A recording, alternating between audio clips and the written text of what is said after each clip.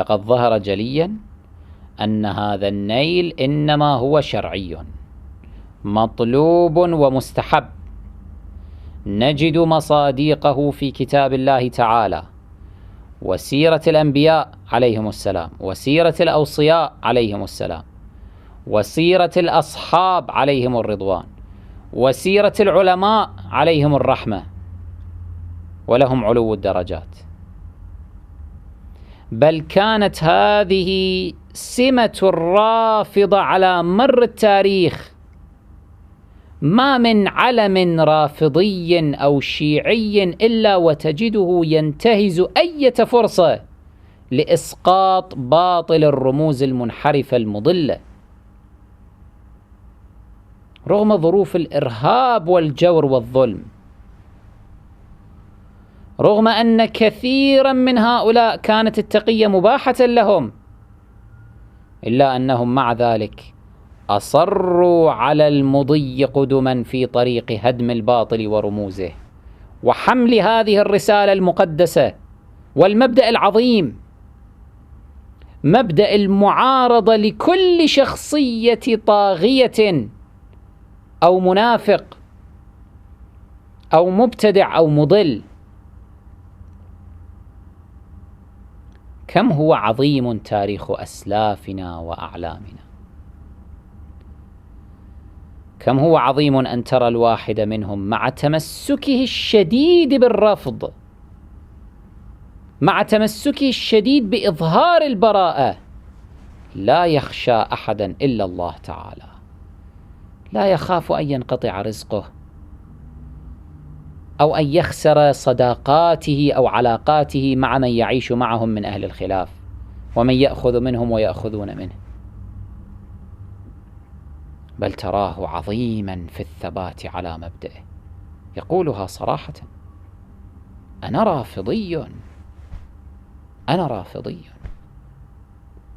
أنا ألعن أعداء آل النبي، أنا لا أوالي أبا بكر وعمر وعائشة، بل أعاديهم وأنال منهم، إنهم الذين حرفوا الإسلام، ظلموا عترة سيد الأنام صلى الله عليه وآله.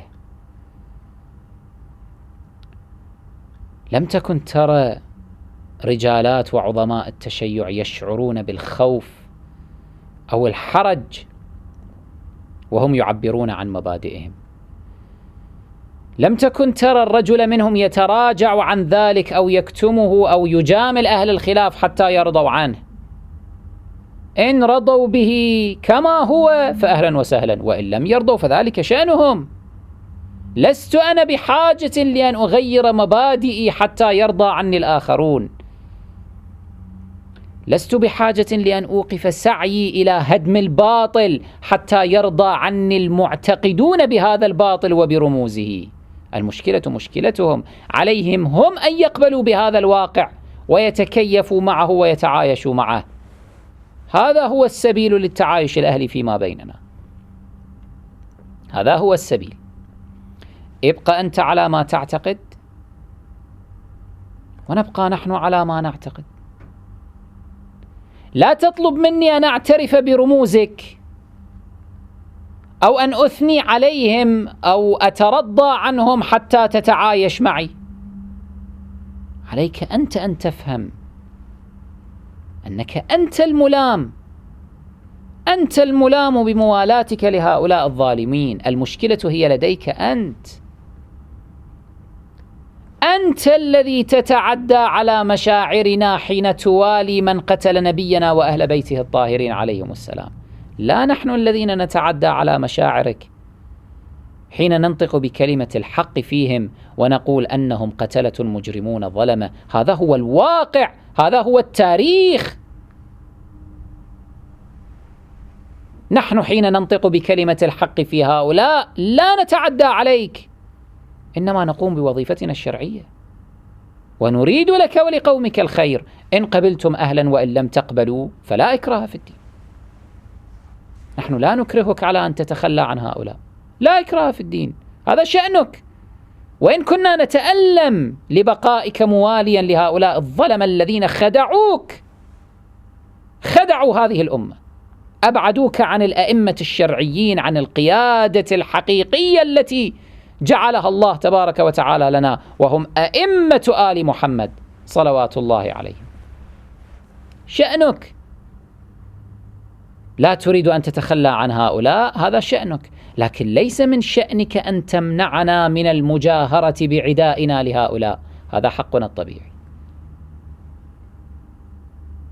هذا حقنا الشرعي.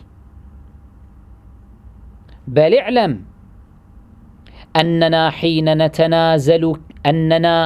حين نسكت عن بقائك مجاهرا بمدح هؤلاء وممجدا لهم، نحن هنا نتنازل كثيرا حين نسمح لك بأن تنطق بهذا،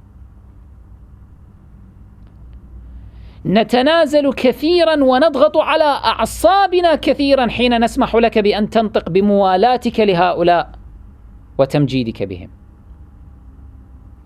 نضغط على أعصابنا كثيرا حين نمنع أنفسنا ونمنع أبناءنا من أن يقابلوك بالعنف، وأنت تستفز مشاعرنا بترضيك وترحمك على الذين قتلوا رسول الله وأهل بيته الطاهرين عليهم السلام وحرفوا الإسلام وأحدثوا فيه. نحن الذين نضغط على أعصابنا، نحن الذين نتمالك أنفسنا، كل هذا حتى نحقق تعايشا سلميا فيما بيننا وبينك. لا نريد أن نجور عليك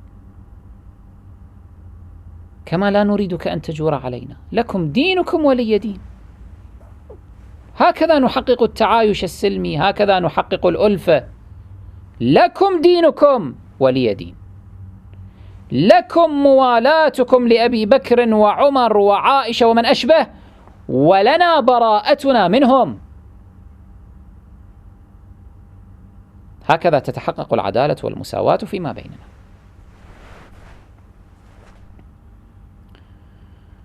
ألا ليت أصحابنا اليوم يتحلون بهذه الثقة بالنفس، بهذه النفسية الشجاعة في مواجهة التحديات، بهذه النفسية في التعامل مع مختلف الطوائف. ليتهم يتعلمون من سيرة نبينا والأئمة الطاهرين عليهم السلام، ليتهم يتعلمون من سيرة أصحابهم الأبرار، ليتهم يتعلمون من سيرة العلماء الأخيار أعلام التشيع ورجاله الشجعان الأبطال. ليتهم يعودون إلى تلك السيرة العطرة حتى تعود إلينا عزتنا وكرامتنا، وحتى ننهض بهذه الأمة التي أغرقناها في الانهزام والاستسلام والخنوع والذل. المستقبل هو بأيدينا، بإمكاننا أن نصنع مستقبلا مشرقا. نحن الذين نسود فيه، ونحن الذين نعلو فيه ولا يعلى علينا. بإمكاننا أن نصنع ذلك، بإمكاننا أن نصل إلى هذه المرحلة. إن لم يكن نحن فأبناؤنا، هذا الجيل الجديد الذي نريد أن نخرجه دون عقد، دون أمراض نفسية تجنح به نحو الذل. كافي بعد. نحن نحتاج حقا إلى بناء جيل جديد صحي يتحلى بالشجاعة، يتحلى بالثقة بالنفس، ويعرف أنه يحمل رسالة عظيمة ومبدأ كبيرا لا يتنازل عن إظهاره والجهر به، لا يتخلى عن ذلك لإرضاء الآخرين.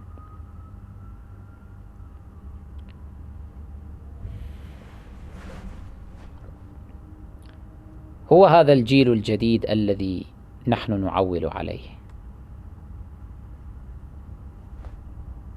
جيل الشباب الشيعي الرافضي الأبي